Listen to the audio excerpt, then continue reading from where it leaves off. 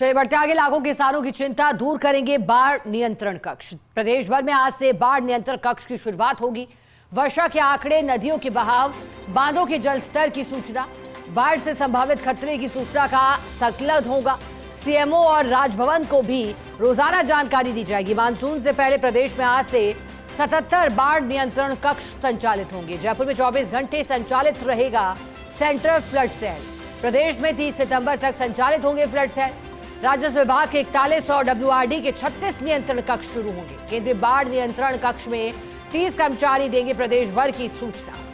जयपुर में करीब 30 कर्मचारी संभालेंगे सेंटर फ्लड सेल और सेंटर फ्लड सेल का पहला बुलेटिन सुबह 9:30 बजे प्रसारित होगा। सेल का दूसरा बुलेटिन दोपहर 1:30 बजे। केंद्रीय बाढ़ नियंत्रण कक्ष के दूरभाष नंबर भी जारी कर दिए गए हैं।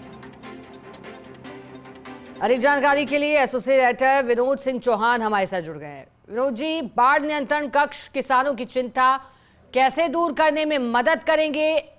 प्रदेश में कितने संचालित होंगे? क्या इसके लिए कोई शहर के मुताबिक संख्या निर्धारित की गई है? अब किस तरह की तैयारी आप देख पा रहे हैं विनोद जी?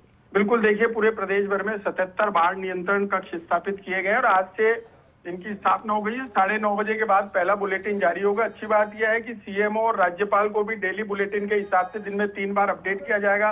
लाखों किसानों को जोड़ करके व्हाट्सएप के माध्यम से बताया जाएगा कि कहाँ कितनी बारिश हो रही है, बाढ़ की स्थिति क्या रह सकती है, नदी नालों में कितना पानी, आपके बांधों में पानी की आवक शुरू हो गई है, जिन बांधों से पेयजल आपूर्ति जुड़ी हुई है उनकी भी जानकारी दी जाएगी ताकि सनद रहे किसान को कि पेयजल आपूर्ति और सिंचाई के लिए इस बार कितना पानी इकट्ठा हो रहा है। अच्छी बात यह है प्री मानसून की पहली बारिश के साथ ही शुरुआत की गई है।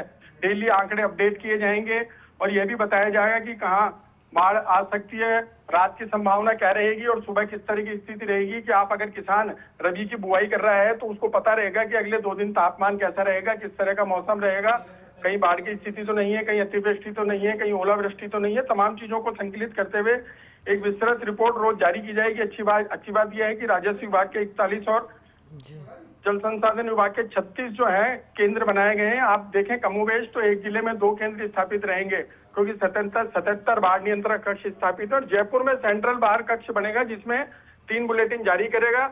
यहाँ 30 से अधिक कर्मचारी राउंड द क्लॉक ड्यूटी करेंगे, पल पल की अपडेट जारी की जाएगी और बुलेटिन जो जारी होगा उसमें तमाम जो 670 बड़े बांध हैं उन सबकी जानकारी रोज दी जाएगी कि किसमें कितना जलस्तर हो गया है। यह भी बताया जाएगा कि बिसलपुर बांध अगर लबालब होता है तो कितना पानी डाउन स्ट्रीम में निकाला जा रहा है, माही लबालब हो गया तो कितना पानी डाउन स्ट्रीम में निकाला जा रहा है। तमाम बांध अगर भरते हैं उनकी स्थिति दी जाएगी। तो देखिए अच्छी बात यह है कि 30 सितंबर तक तो अगर मानसून जारी रहता है और मानसून 30 सितंबर के बाद भी अगर रहता है तो यह बुलेटिन लगातार जारी होगा, लेकिन मियाद 30 सितंबर तक है, यानी 3 महीने तक किसानों को प्रदेश के हर आम और खास को जानकारी दी जाएगी। जनप्रतिनिधियों को बताया जाएगा कि वो अपने क्षेत्र में किस तरीके से लोगों से बातचीत करें, बाढ़ की स्थिति है और एक आपदा प्रबंधन को भी इससे जोड़ा जाएगा क्योंकि जब पिछले साल आपने देखा होगा मानसून की मेहर बरसी थी उसके बाद सवाई माधोपुर और आसपास के 20 जिलों में जो है बाढ़ की स्थिति के हालात हुए थे, लेकिन सबसे ज्यादा गंभीर हालात सवाई माधोपुर और आसपास बने थे तो वहां पर आपदा प्रबंधन का बेहतर